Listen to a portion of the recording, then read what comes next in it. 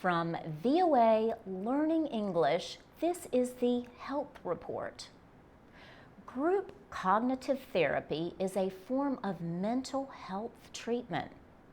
A study has found that this form of talk therapy can help rape victims in countries where there are few trained psychologists.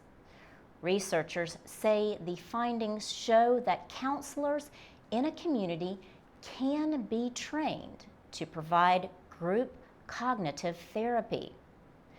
Judith Bass is a professor of mental health at the Johns Hopkins School of Public Health in Baltimore, Maryland. She says rape victims can face a series of short and long-term problems. These include depression, anxiety, and post-traumatic stress disorder. Sudden sounds or events can bring back memories of the attack. Professor Bass says sexual violence affects not just the victims, but also their communities. Warring groups use rape to dehumanize and humiliate their opponents. Judith Bass says women who are raped often suffer from social stigma in their communities. They experience fear and worry about whether they can meet the needs of their families.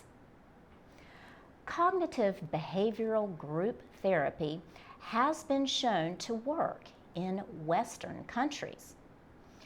Judith Bass and other researchers investigated whether it could help women in the Democratic Republic of Congo.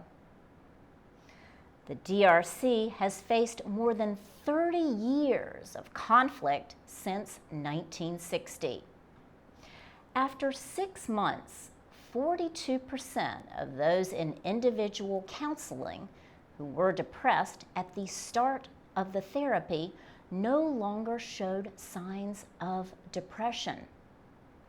By comparison, 70% of those in the cognitive therapy groups were no longer depressed. In these groups, the women discussed goals and learned skills for overcoming their depression and symptoms of post-traumatic stress disorder. For VOA Learning English, I'm Laurel Bowman.